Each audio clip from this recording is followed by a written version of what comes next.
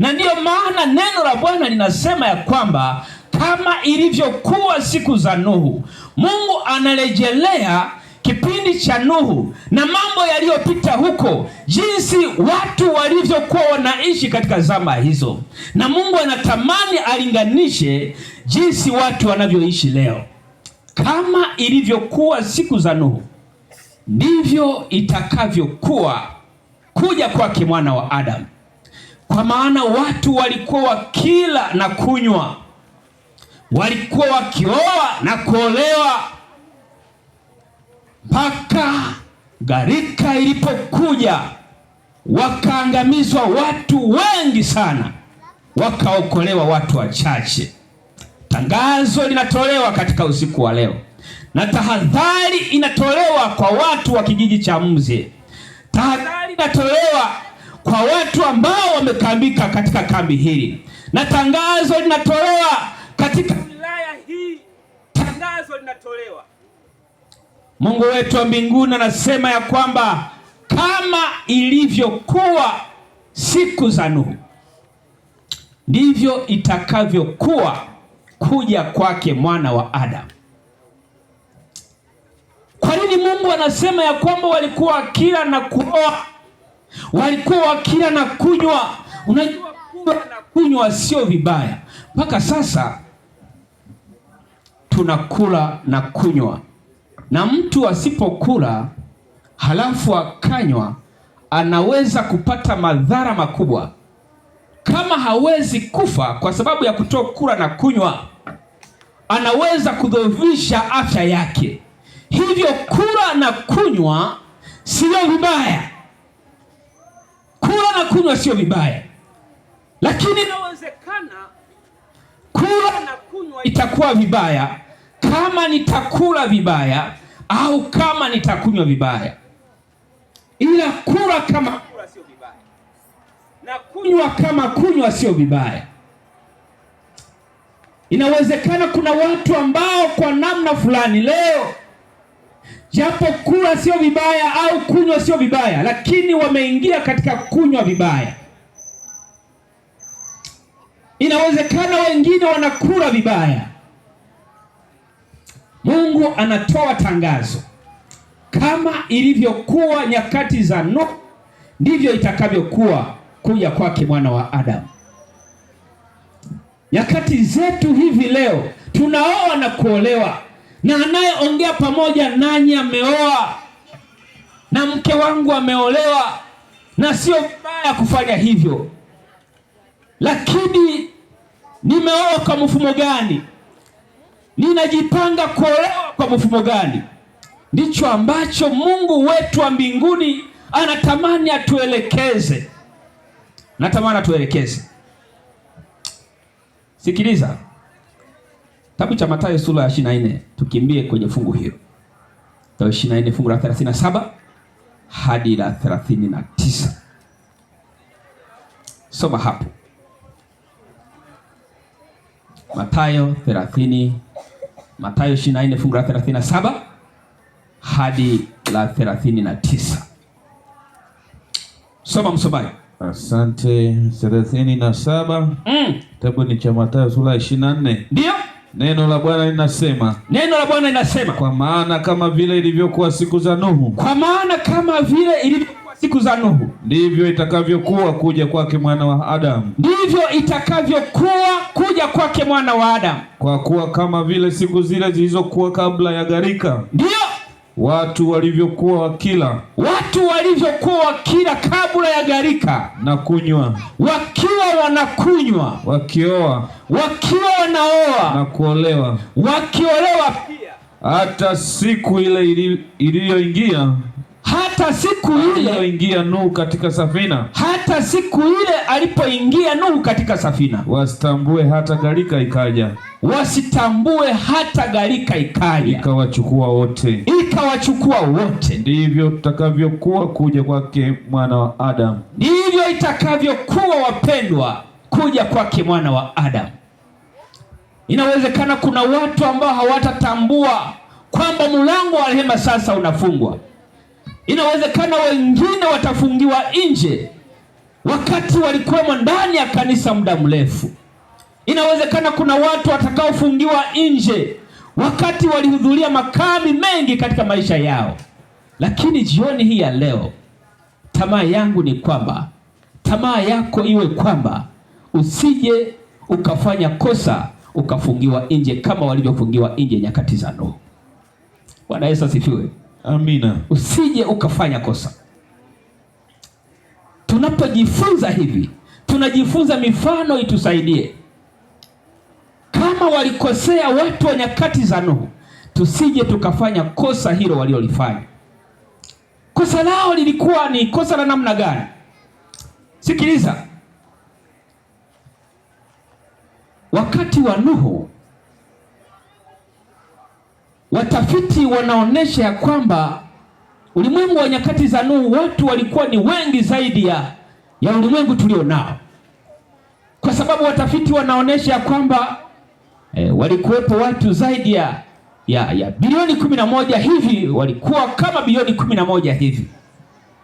Wakati nyakati zetu ndipo tunapokimbilia bilioni 8 hivi. Kwa walikuwepo watu wengi, na nyakati za Nuhu walikuwepo watu mashuhuri zaidi, watu wenye nguvu na uwezo mkubwa wa kiakili, waliofanya mambo makubwa sana, waliowaza mbali sana hata kuliko sisi.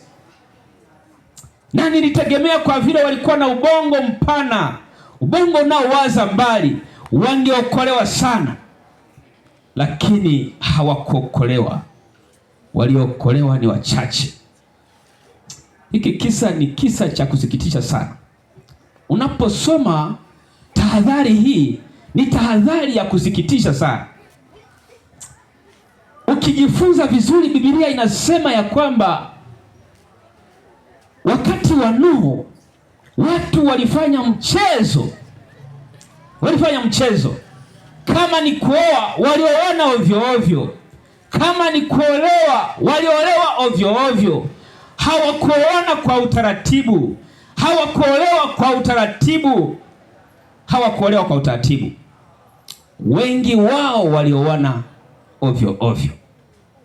Na ndio maana kitabu cha Mwanzo sura ya 6 na lile fungu la kwanza, neno la Bwana linasema hivi, ili tuthibitishe hilo. Dhambi yao ilikuwa sio kuoa wala kuolewa peke yake, isipokuwa ilikuwa ni kuvunja utaratibu ambao Mungu ameratibu yeye mwenyewe. Mwanzo sura 6 fungu la kwanza na la pili. Soma hapo. Neno la Bwana linasema, ikawa wanadamu walipoanza kuzidi usoni pa nchi. Na wana wa kike walizaliwa kwao. Wana wa Mungu waliwaona hao binti za wanadamu ya kuwa ni wazuri.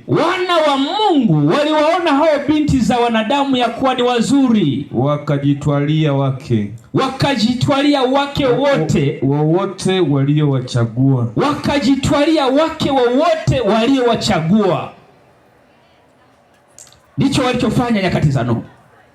Yaani wana wa Mungu walichangamana na binti za wanadamu, wakaanza kujitwalia wake wote waliowachagua. Unaweza usinielewe vizuri. Biblia inaposema wana wa Mungu walijitwalia, waliingia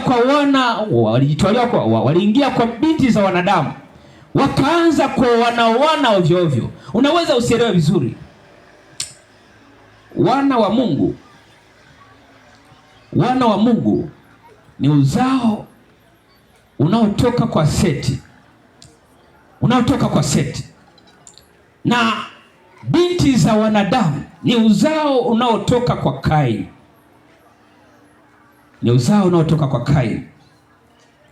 Na Kaini alipomwasi Bwana, alianza kutapatapa, akakimbia huko na kule, akajenga mji, akatengeneza mji wa Nodi kule, akazaa watoto wengi. Na miongoni mwa watoto aliowazaa, miongoni mwa kizazi cha Kaini, walianza kuoana ovyo ovyo, wakaoana ovyo ovyo. Hivyo hivyo wana wa Mungu ambao Mungu aliwategemea kwamba watamwakilisha Mungu vyema katika ulimwengu huu, wakaanza kuingia kwa binti za wanadamu, kuingia kwa binti za kipagani, kuingia kwa watu ambao hawamjui Mungu. Hivyo Mungu akachukia, na Mungu akasema hivi, endelea. Mungu akasema hivi, Bwana akasema, roho yangu haitashindana na mwanadamu milele. Roho yangu haitashindana na mwanadamu milele. Kwa kuwa yeye naye ni nyama. Kwa kuwa yeye naye ni nyama. Basi siku zake zitakuwa miaka 120. Siku zake zitakuwa miaka 120. 120. Yaani umri wa binadamu kapunguzwa kabisa. Nakumbuka ya kuwa nyakati hizo watu walikuwa naishi miaka mingi sana. Miaka 900, miaka 800 ilikuwa ni kitu cha kawaida. Miaka 700 ilikuwa ni kitu cha kawaida. Na kuna wengine tunasoma hivi wanadhani ya kwamba ni kama story hivi. Watu walikuwa naishi miaka mingi sana. Lakini Mungu alipoona hivyo akaazimia kushusha miaka ya mwanadamu, ili angalau ampunguze miaka, asiendelee kusambaza uovu. Mungu akachukia mno. Na miongoni mwa vitu ambavyo Mungu vilimufanya aangamize, awe na mawazo ya kuangamiza, ilikuwa ni wanadamu kuoana ovyo ovyo. Dhambi ya kuoana ovyo ovyo. Na inawezekana hata leo kuna watu wanaoana ovyo ovyo. Na inawezekana kuna watu leo wakiwa ndani ya kanisa wanachungulia kwa binti za kibinadamu, kwa binti za kipagani. Wanachungulia kwa wavulana wa kipagani, wakitamani waoane. Miongoni mwa vitu ambavyo vilimchukiza Mungu wa mbinguni ni kuoana ovyo ovyo na kuvunja utaratibu wa Mungu. Kuoana ovyo ovyo. Nyakati za Nuhu, watu walifanya walioyataka nyakati za Nuhu. Ukifuatia vizuri, anasema watu wengi walitamani kuwa na mitara na wakawa na mitara. Watu wengi walikuwa na mitara. Yaani ndoa za wake wengi zilikuwa zimetawala. Yaani mtu kuoa wake wawili, mtu kuoa wake watatu, mtu kuwa na wake watano ilikuwa ni jambo la kawaida. Ilikuwa ni jambo la kawaida. Mwanamke kuwa na waume wawili, kuwa na waume watatu ilikuwa ni jambo la kawaida. Jambo la kawaida. Na Mungu alipochungulia hivi, akasema hawa nikiwaacha sitapata hata mmoja atakayeokolewa. Watawaharibu watu wote kabisa. Mungu akaazimia kuangamiza. Biblia inasema, ukifuatia vizuri ukajifunza Biblia, anasema ya kwamba ilifikia hatua watu wakaanza kuabudu viumbe ambavyo Mungu aliviumba. Walianza kuabudu fedha, walianza kuabudu dhahabu, walianza kuabudu mawe ya thamani na kadhalika, wakaanza kuviabudu. Lakini nyakati hizo walikuwa wametenga hifadhi mbalimbali. Zilikuwepo hifadhi mbalimbali, ilikuwepo misitu mbalimbali ambayo walikuwa wametengeneza masanamu huko, ambayo walikuwa naenda kuabudu watu wa nyakati za Nuhu. Kwa hiyo walienda mbali sana. Vile viumbe ambavyo Mungu aliviumba, dhahabu alizoziumba Mungu, fedha alizoziumba, zikageuka kuwa mungu wao. Mungu alitoweka katika mawazo yao. Mawazo yao yakageukiwa kwa viumbe kabisa. Watu walipotoka.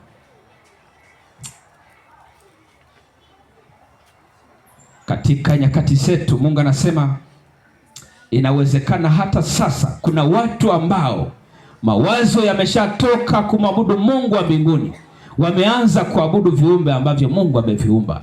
Inawezekana kuna watu ambao wanaabudu masanamu kuliko Mpaka sasa kuna watu wanaabudu fedha. Mpaka sasa kuna watu wanaabudu mali walizo nazo.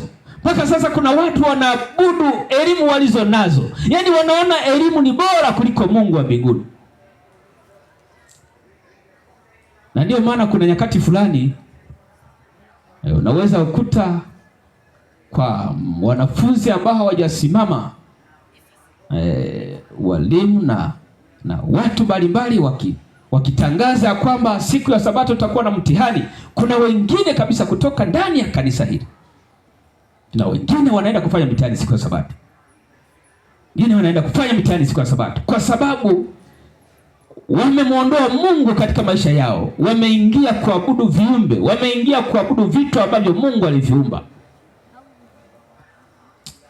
Mungu anatoa tangazo jioni ya leo. Mungu anatoa tangazo jioni ya leo ya kwamba kama ilivyokuwa siku za Nuhu, ndivyo itakavyokuwa kuja kwake Mwana wa Adamu. Na Mungu anapotoa tahadhari, tunapaswa kukimbia kutoka huko ili tuje ndani ya kanisa la Mungu, ili kwa pamoja tuweze kumsogea Mungu wa mbinguni peke yake. Hakuna mwanadamu atakayeokolewa kama atayaona yanayopita ni bora kuliko Mungu wetu wa mbinguni. Katika kitabu cha Yohana wa kwanza sura ya 2 fungu la 17, 15 mpaka 17, neno la Bwana linasema hivi tunapoenda kumalizia. Sikiliza.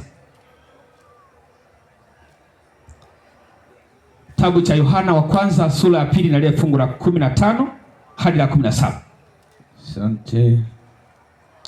Neno la Bwana linasema, msiipende dunia, msiipende dunia, wala mambo yaliyomo katika dunia, wala mambo yaliyomo katika dunia. Mtu akipenda dunia, kumpenda Baba hakumo ndani yake. Kumpenda Baba hakumo ndani yake. Maana kila kilichomo duniani, yaani tamaa ya mwili, na tamaa ya macho, na kiburi cha uzima, havitokani na Baba, bali vyatokana na dunia. Na dunia inapita, pamoja na tamaa zake, bali yeye afanyaye mapenzi ya Mungu atadumu hata milele.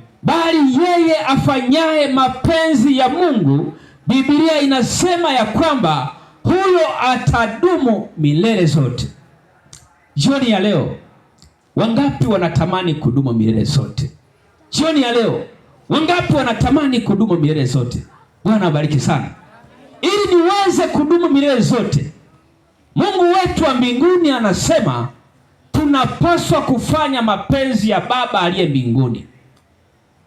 Nikifanya mapenzi ya Baba aliye mbinguni, hapo ndipo nitapata nafasi ya kudumu milele. Na mapenzi ya Baba aliye mbinguni ni yale ambayo Mungu wetu wa mbinguni anatuelekeza kila wakati.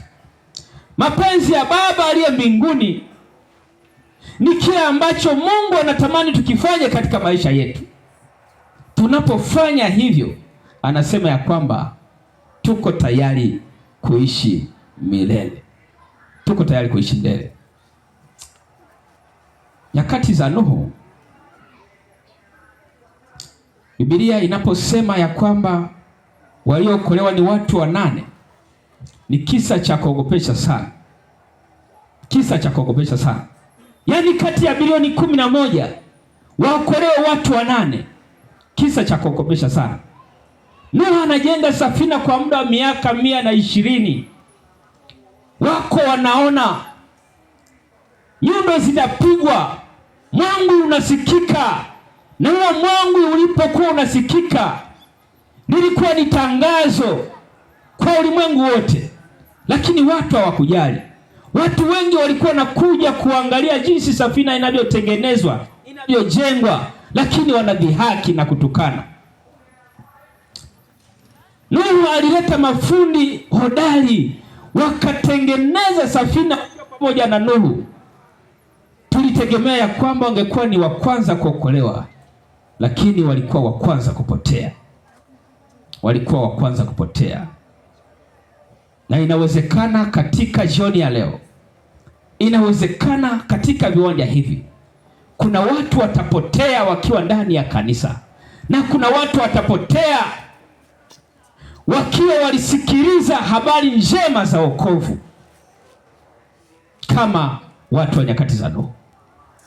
Inawezekana kuna watu watapotea walikuwa ni viongozi wazuri ndani ya kanisa na walifanya kazi vizuri kwa miaka mingi, lakini dakika ya mwisho, kwa sababu ya kuishi maisha ya anasa yasiyofaa, yasiyomjali Mungu, watapotea. Watapotea. Neno la Mungu linasema, afanyaye mapenzi ya Baba aliye mbinguni ndiye atakayeishi milele. Nuhu alijitahidi kutengeneza safina ambayo inakadiria kuwa ilikuwa na uwezo wa kuingiza tani 13,960, na ukichukua hesabu ya tani moja kwa kilo, tani moja sawa na kilo 1,000. Halo? Tani moja sawa na kilo 1,000. Kwa hiyo Mungu alijitahidi kutoa maelekezo ijengwe safina kubwa kabisa, na safina hiyo ilikuwa kama ukubwa wake na uwezo wake ulikuwa sawa na meli hizi za kisasa ambazo zina uwezo mkubwa wa kubeba mizigo mingi, Kwa hiyo ukipiga hesabu, safina ambayo ilikuwa na uwezo wa kuingiza vitu vya tani 13,960, ukipiga hesabu ya tani moja kwa kilo 1,000, maana yake ilikuwa na uwezo wa kuingiza vitu vya kilo milioni 13 na kuendelea. Kwa hiyo ilikuwa ni meli kubwa sana, hayo ilikuwa ni safina kubwa sana. Lakini Mungu anapotengeneza hivyo, alitoa mwanya kabisa ya kwamba ulimwengu wote ukiokolewa wanaweza kutosha wakaingia humo, lakini watu hawakujali. Nyakati zetu Mungu hata angamiza kwa gharika. Mungu hata angamiza kwa gharika ya maji. Biblia inasema ya kwamba ulimwengu huu umewekwa akiba kwa moto. Ulimwengu huu umewekwa akiba kwa moto. Katika kitabu cha Petro wa kwanza 3:7 ndivyo anavyosema. Hebu soma hapo. Ulimwengu huu umewekwa akiba kwa moto. 3:7 tunapomalizia. Neno la Bwana linasema, kadhalika ninyi waume. Petro wa kwanza 3:7. Soma Petro wa pili 3:7. 3:7. Wa pili 3:7. Neno la Bwana linasema, ndio, lakini mbingu za sasa na nchi zimewekwa akiba kwa moto. Lakini mbingu za sasa na nchi za sasa zimewekwa akiba kwa moto. Kwa neno hilo hilo zikilindwa hata siku ya hukumu, zikilindwa mpaka siku ya hukumu, na ya kuangamia kwao wanadamu wasiomcha Mungu. Jioni ya leo Mungu anatamani tutengeneze maisha yetu, tuwe tayari kila wakati kumcha Mungu.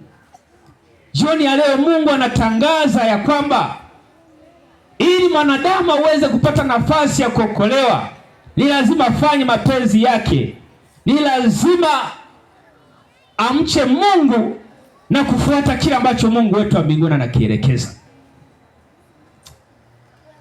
Jioni ya leo wangapi wanasema ya kwamba natamani kuokolewa, sitaki niangamie kama walivyoangamia watu wa nyakati za Nuhu.